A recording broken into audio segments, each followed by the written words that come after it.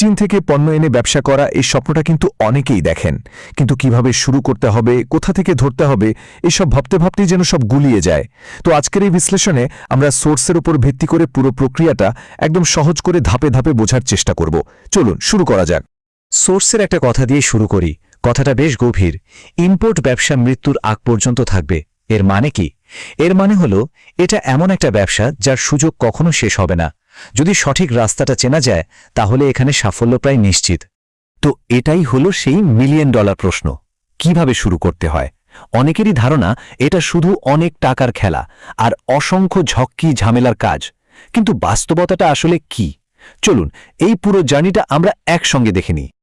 সবার আগে চলুন এই ব্যবসা নিয়ে সবচেয়ে বড় যে ভুল ধারণাটা আছে সেটা ভেঙে ফেলি। মানে স্বপ্নের সাথে কঠিন বাস্তবতার তফাৎটা ঠিক কোথায়? দেখুন, টাকা থাকলে তো পণ্য কেনা যায়, এটা খুবই সহজ। কিন্তু আসল খেলাটা কিন্তু পণ্য কেনা নিয়ে না, খেলাটা হলো বিক্রি করা নিয়ে। সোর্স বলছে কেনাটা যদি হয় ব্যবসার শরীর, তাহলে বিক্রি করাটা হলো তার আত্মা। যার বিক্রি করার ক্ষমতা আছে সেই এই খেলার আসল খেলোয়াড়। এখন আমরা কথা বলবো সবচেয়ে জরুরি একটা বিনিয়োগ নিয়ে। আর অবাক করা বিষয় হলো সেই বিনিয়োগটা টাকা পয়সার না, সেটা হলো মানসিকতা আর ব্যবসার প্রতি ভালোবাসার। একটা উদাহরণ দিই। ধরুন রাত ৩টার সময়ে পণ্যের ডেলিভারি এলো। ব্যবসার প্রতি যদি টান না থাকে তাহলে মনে হবে এ কিসের ব্যবসারে বাবা। আর যদি ভালোবাসা থাকে তাহলে মনে হবে আলহামদুলিল্লাহ, যাক আজ নতুন কিছু তো শিখলাম। এই ছোট্ট মানসিকতার পার্থক্যটাই কিন্তু একজন সফল আর একজন ব্যর্থ উদ্যোক্তার মধ্যে দেয়াল তুলে দেয়। আচ্ছা, মানসিকতার ব্যাপারটা তো বোঝা গেল। এবার আসা যাক একদম বাস্তব একটা প্রশ্নে। টাকা ছাড়া তো আর ব্যবসা হয় না, তো ঠিক কত টাকা লাগে এই ব্যবসা শুরু করতে? পার্থক্যটা দেখে অবাক হচ্ছেন, তাই না? একজন পূর্ণাঙ্গ আমদানিকারক যার সাপ্লাই চেইন সবসময় সচল রাখতে হয়, তার প্রায় ২ কোটি টাকা লাগে ৪টি কন্টেনার ম্যানেজ করার জন্য। কিন্তু ভয় পাওয়ার কিছু নেই। সোর্স বলছে মাত্র ২৫,০০০ টাকা দিয়েও এই ব্যবসা শুরু করা সম্ভব। কিভাবে? একটা মাত্র ছোট প্রোডাক্ট দিয়ে, ধরুন ১ কার্টন হেডফোন দিয়ে। ঠিক আছে, পুঁজি না হয় কম বেশি করে জোগাড় হলো, কিন্তু চীন থেকে আনবোটা কি? নতুন হিসাবে কোন পণ্য দিয়ে শুরু করলে ঝুঁকিটা সবচেয়ে কম থাকবে? নতুনদের জন্য এমন পণ্য বাছাই করা উচিত যা সহজে নষ্ট হয় না। যেমন ধরুন রান্নাঘরের জিনিসপত্র। আরেকটা দারুণ জিনিস হলো বাচ্চাদের খেলনা। কারণটা খুব মজার। এখানে আবেগ কাজ করে। বাবা মায়েরা সন্তানের মুখের হাসির জন্য দাম নিয়ে খুব বেশি দরকষাকষি করেন না। এই স্লাইডের গল্পটা একটু মন দিয়ে খেয়াল করুন। এটা ফিজিট স্পিনারের গল্প, যা আমাদের জন্য একটা বড় শিক্ষা। ভাবুন তো, শুরুতে মাত্র ২৬ টাকায় কিনে ৩৫০ টাকায় বিক্রি, মানে বিশাল লাভ। কিন্তু যখন সবাই দেখল এটাতে লাভ হচ্ছে আর সবাই এটাই আনতে শুরু করল, তখন কি হলো? বাজার সয়লাভ হয়ে গেল। আর ফলাফল, দাম হুড়মুড় করে ৫০-১০০ টাকায় নেমে এলো। ট্রেন্ড শেষ। শুধু ট্রেন্ডের পেছনে দৌড়ালে ঠিক এটাই হয়। তাহলে ভালো পণ্য খুঁজব কিভাবে? দুটো প্রধান উপায় আছে। এক হলো অনলাইন রিসার্চ, যা আমরা সবাই করি, কিন্তু আসল জ্ঞানটা পাওয়া যায় অফলাইনে, মানে মাঠে নামলে। সোজা পাইকারি বাজারে চলে যান, দেখুন কোন পণ্যটা প্রায় সব দোকানেই আছে। বুঝবেন সেটার চাহিদা ব্যাপক। বেশ, পণ্য পছন্দ হয়ে গেল, রিসার্চও শেষ। এখন সবচেয়ে গুরুত্বপূর্ণ ধাপ, চীন থেকে বাংলাদেশে পণ্যটা আনব কিভাবে। চলুন প্রক্রিয়াটা একটু সহজ করে বুঝি। নতুন হিসেবে শুরুতেই একটা আস্ত কন্টেনার ভাড়া করার কোনো দরকার নেই।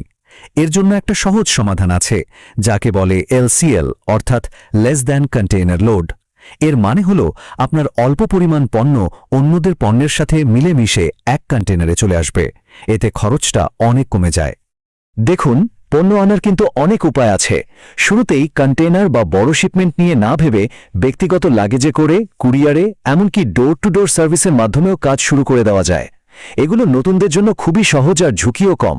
আর এই যে পার্সোনাল LC দেখছেন, এটা হলো বড় লেনদেনের জন্য ব্যাংকের মাধ্যমে একটা নিশ্চয়তা, যা সাধারণত শুরুতে দরকার হয় না। এখন আমরা এই ব্যবসার সবচেয়ে কঠিন আর অন্ধকার দিকটা নিয়ে কথা বলবো। এখানে এমন কিছু লুকানো বিপদ আছে যা একজন নতুন ব্যবসায়ের পুরো স্বপ্নটাকে ডুবিয়ে দিতে পারে। চলুন এ ব্যাপারে খুব সতর্ক হয়ে যায়। নতুনরা যে ভুলটা সবচেয়ে বেশি করে তা হলো এই হিসেবটা। চীনে একটা মাইক্রোফোনের দাম দেখল ২,৭০০ টাকা। ব্যাস, ধরেই নিল দ্বিগুণ লাভে বেচে দেবে। কিন্তু এর সাথে যে ট্যাক্স, শিপিং আর অন্যান্য খরচ যোগ হয়ে সেটার দামই গিয়ে দাঁড়ায় ৫,২০০ টাকার বেশি, এই হিসেবটা কেউ করে না। এখন বাজারের দামই যদি হয় ৫,৪০০ টাকা, তাহলে লাভটা থাকলো কোথায়? বাজারে টিকে থাকতে হলে কিন্তু শুধু নিজের হিসাব করলে চলবে না, প্রতিযোগীরা কিভাবে ব্যবসা করছে সেটাও জানতে হবে। সোর্স বলছে অনেক প্রতিষ্ঠিত ব্যবসায়ী খরচ কমানোর জন্য নানা ধরনের অসাধু পথ বেছে নেয়, যেমন ভুল তথ্য দিয়ে ট্যাক্স ফাঁকি দেওয়া। এই জিনিসগুলো নতুনদের জন্য ব্যবসাকে আরও অনেক বেশি কঠিন করে তোলে। চলুন এই বিষয়ে সোর্স থেকে একটা বাস্তব গল্প শোনা যাক। একজন নতুন উদ্যোক্তা অনেক স্বপ্ন নিয়ে পর্দার ব্যবসা শুরু করলেন, কিন্তু তার সামনে এসে দাঁড়ালো বাজারের এক বিশাল প্রতিষ্ঠিত প্রতিযোগী। প্রথম চালটাই ছিল একেবারে নির্মম। সেই বড় ব্যবসায়ীটা বাজার থেকে নতুন ছেলেটাকে উঠিয়ে দেওয়ার জন্য নিজের পকেট থেকে টাকা দিয়ে মানে লস করে পর্দা বিক্রি করা শুরু করল। যখন নতুন ব্যবসায়ীটা লোকসান দিতে দিতে দিশেহারা, ঠিক তখন একজন এজেন্ট এসে তাকে উদ্ধার করার নামে তার সব মাল কিনে নিল। কিন্তু সেই এজেন্ট আসলে কে ছিল জানেন? ওই বড় ব্যবসায়ীরই লোক।